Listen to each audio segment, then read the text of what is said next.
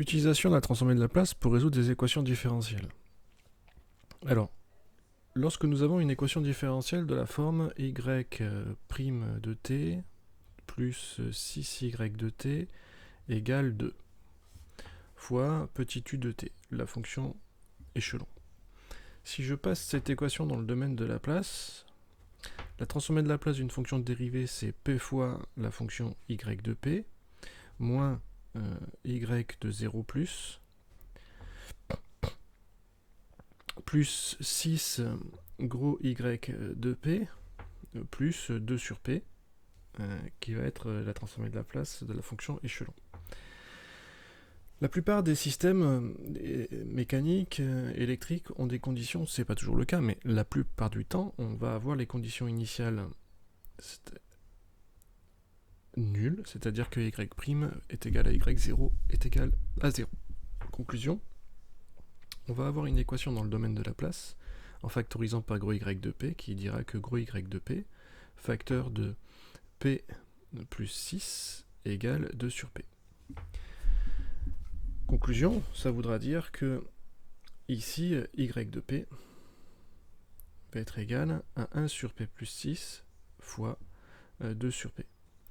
À ce moment-là, la motivation, c'est de décomposer ces choses-là en éléments simples. Pourquoi ? Parce que si je fais alpha sur p plus 6 plus bêta sur p, je connaîtrai directement la transformée y si je connais alpha et bêta.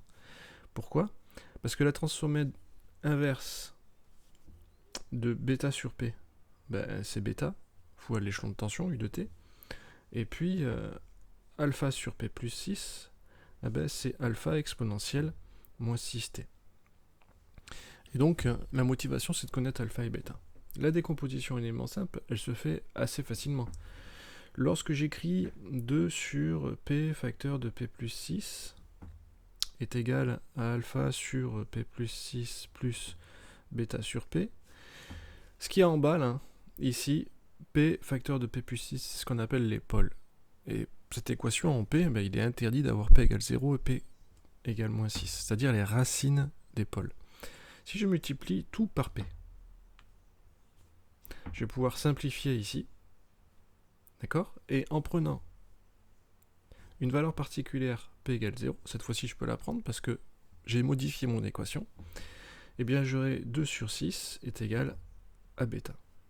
C'est-à-dire bêta égale 1 tiers. J'ai peut-être pas bien fait mon 3, je vais le refaire.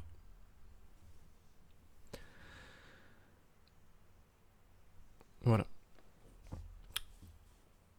Attention, dans cette méthode-là, il faut renouveler en mettant 2 sur p facteur de p plus 6 égale alpha sur p plus 6 plus bêta sur p. Je multiplie par p plus 6 l'ensemble. Je peux simplifier à seulement 2 endroits, il m'en reste un. Ce qui fait ici que pour une valeur particulière, p égale moins 6,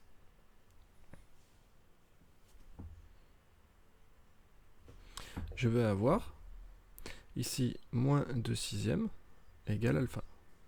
C'est-à-dire alpha égale moins 1 tiers. Conclusion ici, si je rassemble les deux informations de alpha et bêta et ce que j'ai trouvé au-dessus, c'est-à-dire que les transformées inverses, la décomposition en éléments simples de ma transformée de Laplace de mon équation différentielle, eh bien je me retrouve avec finalement un y de t qui va être égal à du bêta, c'est-à-dire 1 tiers, moins 1 tiers de exponentielle moins 6t. Alors ça, c'est pour la résolution d'une équation différentielle du premier ordre. Le second ordre, on fera exactement la même chose.